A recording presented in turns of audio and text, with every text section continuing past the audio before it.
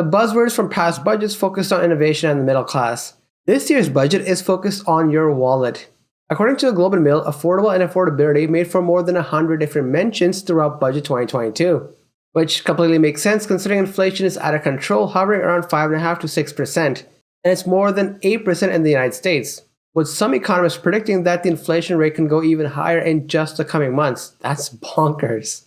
And I'm sure you're feeling the impact of inflation every time you step outside your home to even just pick up a handful of groceries. Every time you get that receipt, you're probably wondering, I can't believe I paid this much for so little food. The 2022 federal budget is also introducing billions of dollars in new spending aimed at housing affordability. The typical home in Canada now costs 50% more than what it used to cost just 2 years ago, which has been fueled by speculators and record low interest rates.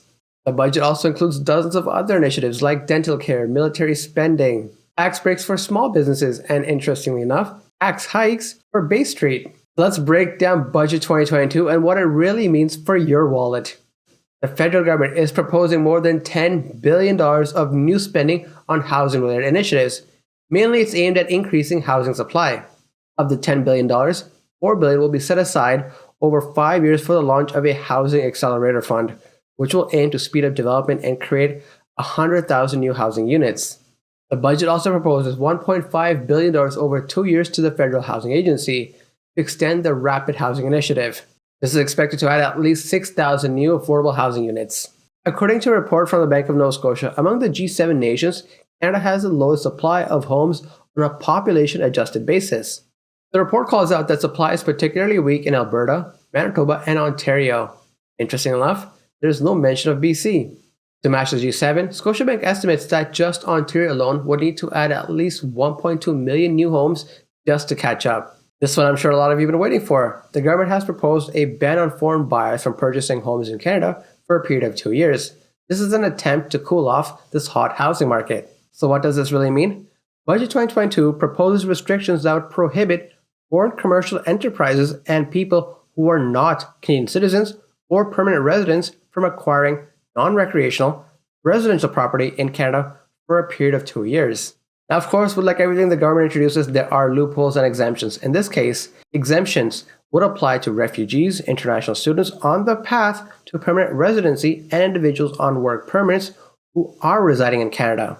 So pretty much nothing really changes. In other words, this is all just smoke and mirrors.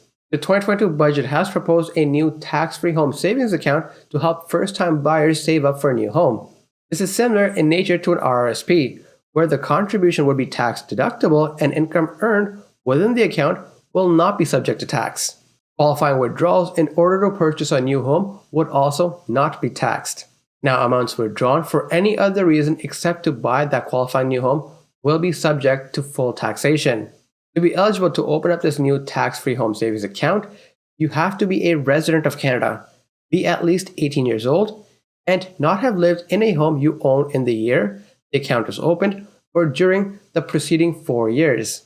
The contributions will have an annual limit of $8,000 up to a lifetime contribution limit of $40,000. You're probably wondering, when can you start opening up one of these accounts and start contributing? Well, you'll just have to wait a little bit longer. The full annual limit will be available beginning 2023. By the way, if you're new to the channel or you've seen my content before, do me this one huge favor. Hit that like, subscribe, and thanks button, because it lets me know to produce more content like this and you don't miss out on future updates.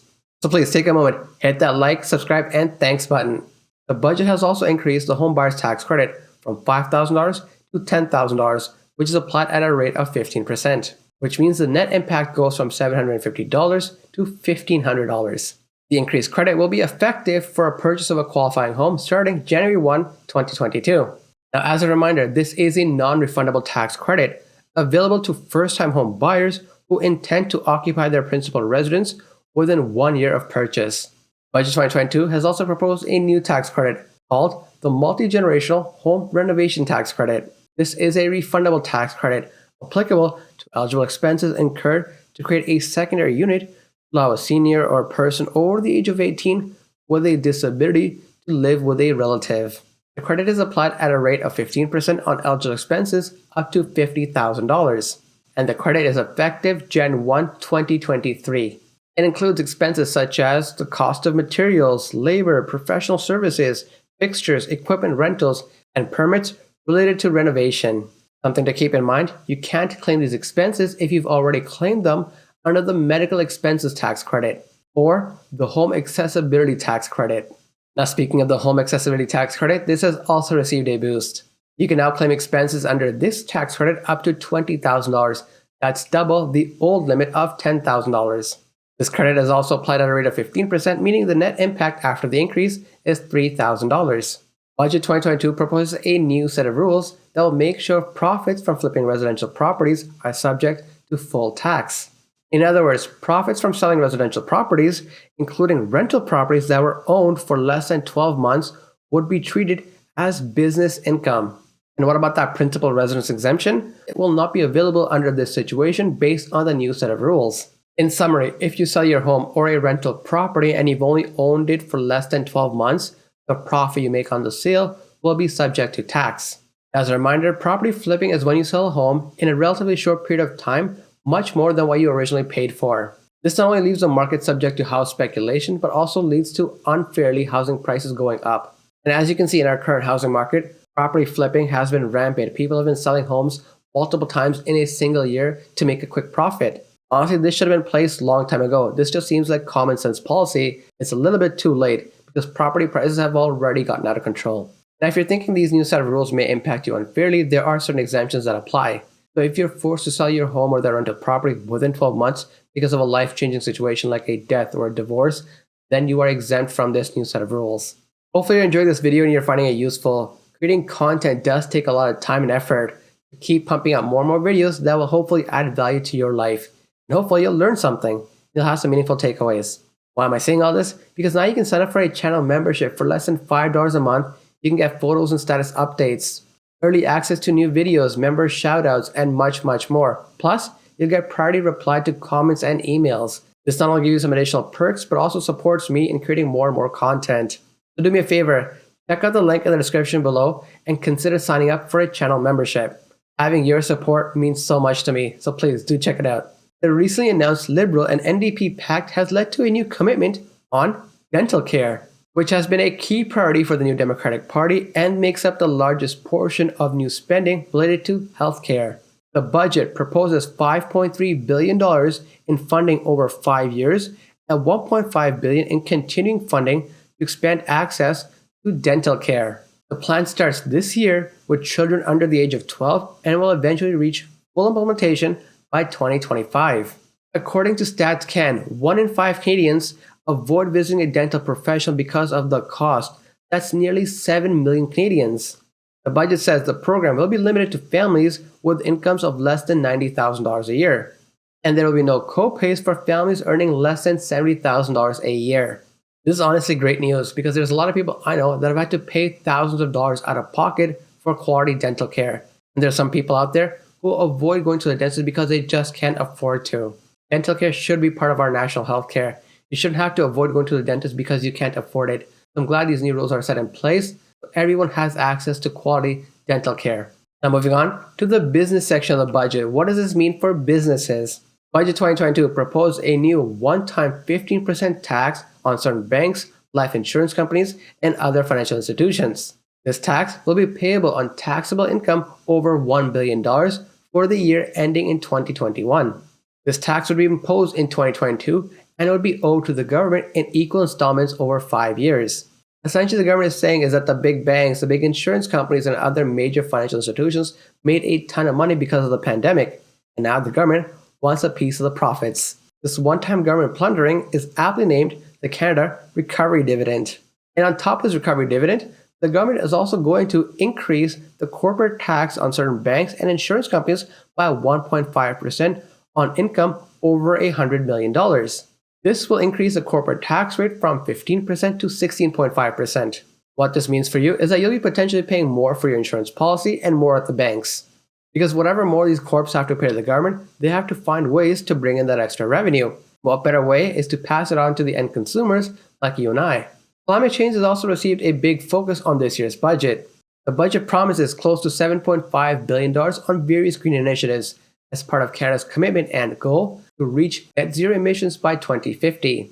And majority of the spending will go to extending existing initiatives. For example, $1.5 billion will be spent over 5 years to extend incentives as much as $5,000 for the purchase of a zero-emissions vehicle. The government is also proposing to invest nearly $1 billion on urban, suburban, and rural charging stations. A credit for investment in clean technologies is also in the works, but details will come near the fall economic update, as well as a refundable tax credit for businesses that are investing in carbon capture technologies. This will cost $2.6 billion over the next 5 years. So there you have it. Those are the key highlights from Budget 2022. As I mentioned earlier in the video, it is primarily taking aim at our housing market. You know what's my view? Well, here's the thing. The Liberals have been in power since 2015, and every year they make claims to make life more and more affordable. Now look at your bills, look at the cost of living, actually just look at the housing market. Does it feel like life has become more and more affordable since 2015? I don't think so. Sure, you have regular inflation and things that are supposed to rise for a healthy, functioning economy, but this isn't it. Things have gotten out of control since 2015. Life just costs way more. People are falling more and more behind. The wealth gap has just grown enormously over this time period. People are now just expected to earn to pay for a house over the next 30-40 years with no savings, with no retirements. So pretty much the money that you make from your job is all supposed to go towards paying for that home. But what about you? Do you feel that what we're seeing since 2015 is actually considered to be healthy in the economy? Or do you feel like you're just falling more and more behind just to keep up, just to keep afloat, just to keep on top of your bills? You're barely scraping by. Housing prices have more than doubled, and the reality is the government has done absolutely nothing, given how long it's been in power. In fact, I would argue it's only gotten worse. They're not getting rid of corporations buying homes that are taking homes away from Canadians. All they've mentioned is that they might just tax them, which may just become another cost for a corporation buying a home in Canada. And they're not really doing anything about foreign buyers. I mean, sure, they have put in certain policies based on this new budget, but it comes with so many loopholes that effectively really doesn't mean much. So they're not really doing much on the housing front. I mean, sure, they make a lot of promises, but they've been making a lot of promises since 2015. And I think a lot of people that have been hearing this talk are just no longer buying it anymore because nothing's been done in 7 years. So anyways, I think this budget is disappointing, and it's disappointing for a lot of different people for various different reasons. Because there's really nothing meaningful that came out of it that's going to have a material impact. The only one good thing I can think of is that dental care will at least become more accessible. But how it plays out, that's another story. The only real hope to tame the housing market is the rising interest rates that we're witnessing right now. Because if anything calms the housing market, it just might be this, the interest rates. What may just happen is that the government can easily claim that it's their initiatives, it's their new policies that helped calm the housing market if that's how it plays out, not the interest rates. But what are your thoughts on the budget? Do you feel like it will have any sort of meaningful impact on the housing market in general? Will it have any meaningful impact on your wallet? Let me know in the comments below. Thank you so much for watching. Make sure you've hit that like, subscribe, and thanks button.